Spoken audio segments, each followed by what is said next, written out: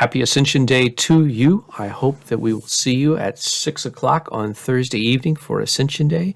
Just in case you're not able to come, and even if you are, I have an article, an essay, if you will, that was written a number of years ago by somebody named O.P. Kretzmann, and it's called Homecoming, and it is absolutely beautiful and puts into perspective beautifully why the ascension of Jesus, what many people look at as the going away of Jesus, is in fact one of the biggest celebrations of the church.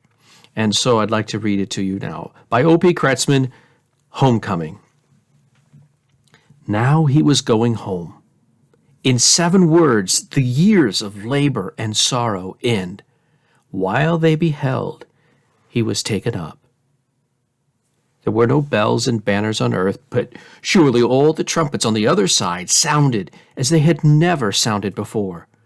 Surely the chiming golden bells of heaven sang their welcome, and angel choirs intoned the song of the throne. Worthy is the Lamb that was slain to receive power and riches and wisdom and strength. On the anvils of God, the nails had been forged into the scepter of a king. He was taken up. The angel hosts sweep to either side, leaving the way clear to the eternal light that no longer blinds the eyes of us who stand gazing after him. He leads a procession which comes from the ends of time and space, all the harvest of all the white fields the world has ever known, the pilgrims of the night who met last to the dawn of an everlasting day. He was taken up. The child of the manger, the praying heart, on the starlit lanes of Galilee, the hunger in the wilderness, the weariness of the Sychar well, the tears of the garden and the hill, the thirst of the cross, all over now. The robes of transfiguration, once momentary, now clothe him forever, and angels and archangels sound the great doxology of his waiting church. Thine is the kingdom, and the power, and the glory, forever and ever.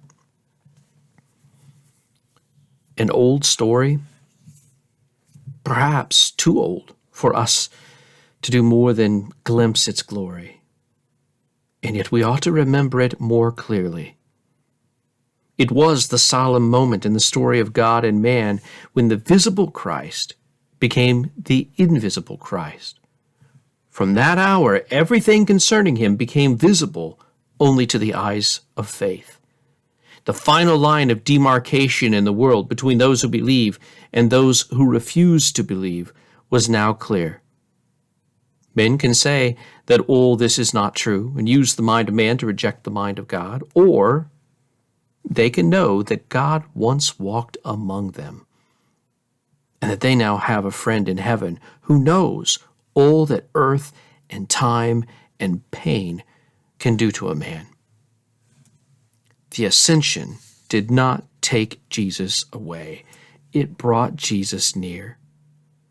In the realm in which he now reigns, time and space have no meaning. There is no up and down, no near and far, no darkness, and no distance in the world of faith. He's as near as yesterday's prayer, today's joy, and tomorrow's sorrow. His homecoming has made heaven a home for us who still walk far from home. Wherefore stand we gazing into heaven? Our momentary task is here. But through the slow dimming of the years, we see the lights of home, the evening lamps tinted by the pierced hands of him who has gone to prepare a place for us. Is there a better way to live or to die? All that we have to do now is believe and follow. God bless your Ascension Day. God bless your week.